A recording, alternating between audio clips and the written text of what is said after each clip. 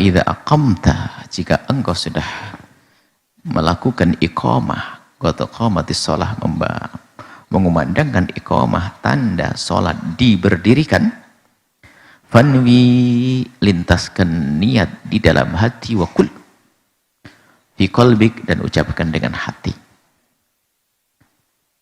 Ucapkan dengan hati, waktu setelah iqamah itu aku niat uaddi fardhu dhuhri lillahi ta'ala, aku niat sholat duhur karena Allah Ta'ala, kalau itu duhur. Wal yakun dzalika hadiran fil qalbika, dan hendaknya kesadaran itu ada di hatimu, kesadaran niat sholat duhur, fardhu duhur, uaddi fardhu dhuhri, berarti sudah masuk niat. Wajibnya dengan hati, mengucapkan dengan lisanmu sunnah. Itu kan di dalam hati, itu wajibnya. Adapun kau mengucapkan usalli fardhu dhuhri atau addi fardhu dhuhri, mengucapkan dengan lisan sunnah. Tapi yang wajib kalian melintaskan di hati kalian, aku akan melaksanakan, aku tengah melaksanakan sholat duhur yang fardu. Dan hendaknya niat itu terus ada hingga anda takbirik, sampai engkau membaca Allahu Akbar. Lintasan niat harus tetap ada. Wala ta'zub ankan niyatu, jangan sampai hilang darimu niat tersebut. Jadi setelah engkau hadirkan aku niat duhur, terus Allahu Akbar qabla al-farah, sampai tuntas. Ini diperselisihkan oleh para ulama, karena kalau caranya begitu ini akhirnya bisa menimbulkan waswas minat takbir. Jadi Allah itu harus ingat terus. Sebagian bisa meringankan, asalkan di bagian takbirmu itu ada niatmu sudah beres. Nggak harus dari awal takbir sampai akhir, itu sedikit merepotkan. Bisa jadi seseorang menjadi was-was karena terputus, hilang Allahu Akbar. Lintasan niat ada di hatimu di saat engkau membaca takbir Allahu Akbar. Jadi niatnya di dalam hati. Adapun usolli fardhu dhuhri, itu adalah muqaddimah niat yang kau ucapkan dengan lisanmu, bukan niat yang sesungguhnya. Makanya dikatakan sunnah, sebab kalau yang bareng dengan takbiratul ihram itu niat dengan hati, hukumnya wajib. Jadi sunnah mengucapkan niat tentu sebelum kita niat. Tujuannya apa? Untuk menghantarkan hati kita kepada kesadaran akan apa yang kita lakukan. Barangkali kita baru ngobrolin tentang apapun urusan dunia, langsung Allahu Akbar, ini bisa saja urusan dunia ke bawah, tapi diputus dengan usolli fardhu dhuhri, aku sholat duhur, baru Allahu Akbar, masih terngiang kalimat yang diucapkan di hati dan pikirannya, baru dia mengangkat tangan lalu mengucapkan Allahu Akbar. Warfa' yadaika inda takbir, angkat tanganmu waktu Allahu Akbar. Ba'da irsalihi ma'awalan, setelah kau turunkan di bawah dulu. Jadi begini dulu. Baru Allahu Akbar. Allahu Akbar.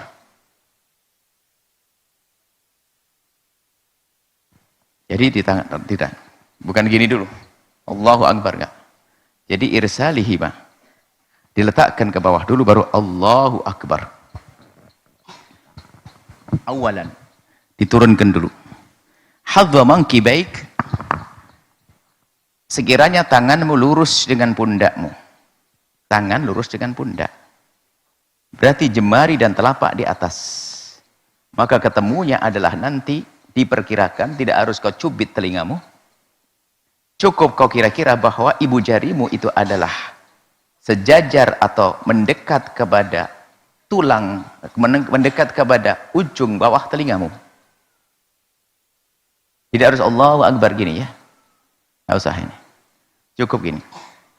Ini hadwa mangkibai gini. Mangkibai, dua pundak.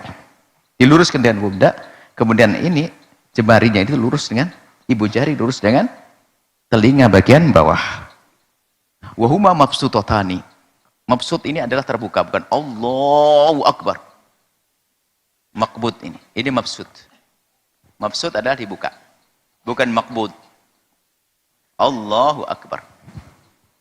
Wa asabihu manthurah. Jarinya adalah begini. Mansurah. Bukan dibeginikan. Terbebaskan. Disebar begini ya. Seperti normal begini. Mansurah. Mansurah. Wala tatakallab dham. Jangan sampai dipaksain untuk dipadatkan begini. Biasa. Bukan di Allah. Biasa saja. Allahu Akbar. Seenak-enakmu. Gak harus.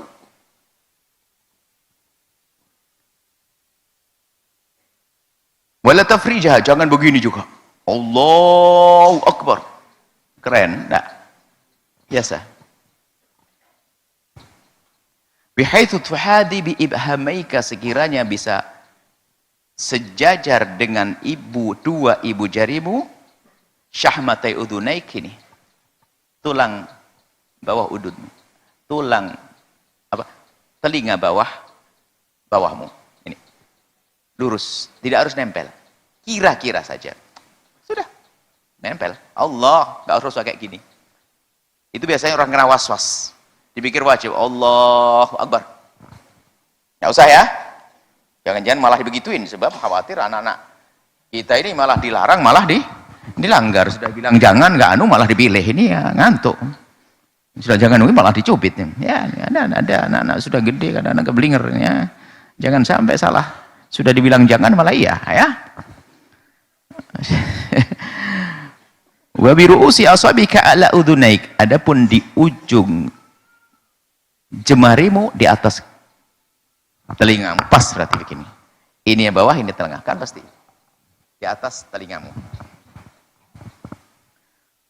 Fa idza istaqarrata, kalau sudah tenang, blek, diem dua-duanya, fi maqarrihima,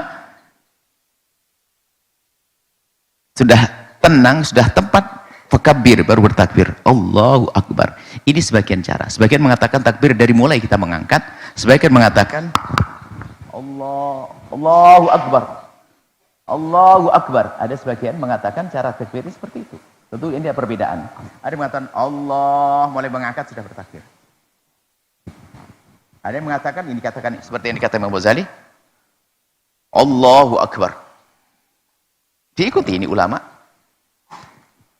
Tsumma arsilhuma birikfin, kemudian turunkan dengan lembut. Lah ini harus paham.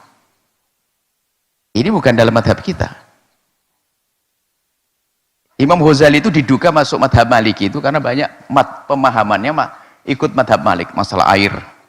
Masalah ini, kalau dalam madhab kita Syafi'i, beliau Syafi'i, Allahu Akbar langsung begini. Madhab Malik, Allahu Akbar. Nah ini Imam Ghazali ini ada Malikiyahnya dalam hal ini, aroma Malikiyahnya.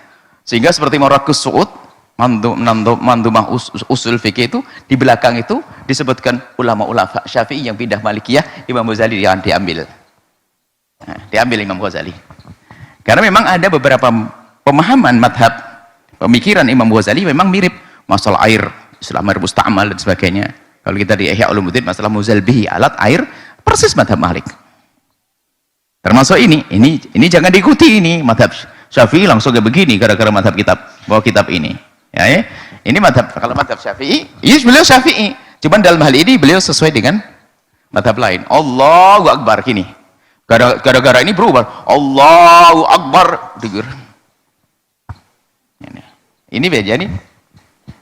Kan kita sebutkan banyak, apalagi waktu kemarin belajar apa yang madhabnya beda itu. Ta'limu ta'lim, itu Hanafi. Banyak istilah-istilah yang kalau tidak paham, bisa salah nanti. Imam Ghazali madhabnya Syafi'i. Cuman banyak beberapa hal yang sesuai dengan madhab Maliki. Setelah Anda menyaksikan video ini, jangan lupa berselawat kepada baginda Nabi Muhammad sallallahu alaihi wa alihi wa sahbihi wasallam.